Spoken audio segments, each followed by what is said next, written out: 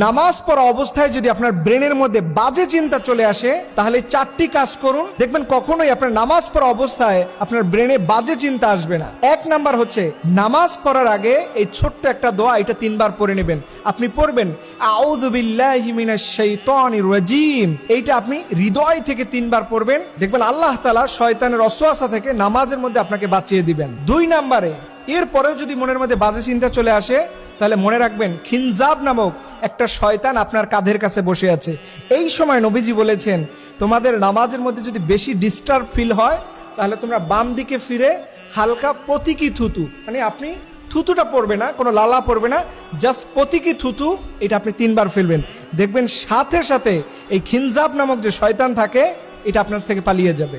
3 নাম্বারে, আপনি যখন নামাজ পড়তে দাঁড়াবেন, মনে রাখবেন এই নামাজটাকে আল্লাহ রাব্বুল আলামিন দেখতে পাচ্ছেন। আল্লাহ আপনার নামাজ দেখছে, এই ফিলটা যদি আপনি জাগ্রত করতে পারেন, দেখবেন কখনোই আপনার নামাজের মধ্যে কেউ আপনাকে ডিস্টার্ব করতে পারবে না। মনে রাখবেন আল্লাহ আপনার নামাজ দেখেন।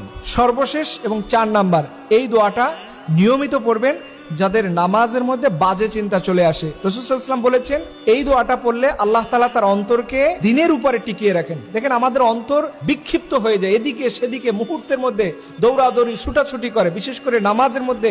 এর কারণ হচ্ছে আল্লাহর থেকে আমাদের অন্তরকে আমরা প্রোটেক্ট দিচ্ছি না। আল্লাহ নবী বলেছেন, ইয়া মুকাল্লিবাল কুলুব সাব্বিত কলবি আলা দীনিক, হে অন্তর পরিবর্তনকারী আমাদের আল্লাহ, আপনি আমার অন্তরকে দ্বীনের উপরে টিকিয়ে রাখুন।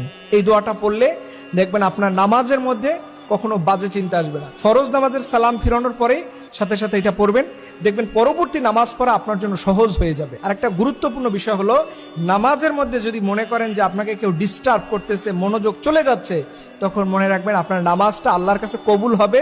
এটা যাতে কবুল না হয়, এর জন্য শয়তান আপনাকে ডিস্টার্ব করতেছে, আপনার মনোযোগ এদিকে সেদিকে নিয়ে যাচ্ছে। এবং বিশেষভাবে নামাজের আগে মোবাইল ফোন, অন্যান্য ডিভাইসগুলো থেকে দূরে থাকবেন, একটু জিকির আজকার করে নামাজে যাবেন, দেখবেন আপনার মনটা প্রশান্তি থাকবে। আল্লাহ রাব্বুল আলামিন আমাদের সবাইকে এমন নামাজ পড়ার তৌফিক দান করুক, যেই নামাজের মধ্যে যেন আমাদের কোনো বাজে চিন্তা না আসে। আল্লাহ সেই নামাজ পড়ার আমাদের তৌফিক দান করুক, সকলে আমিন।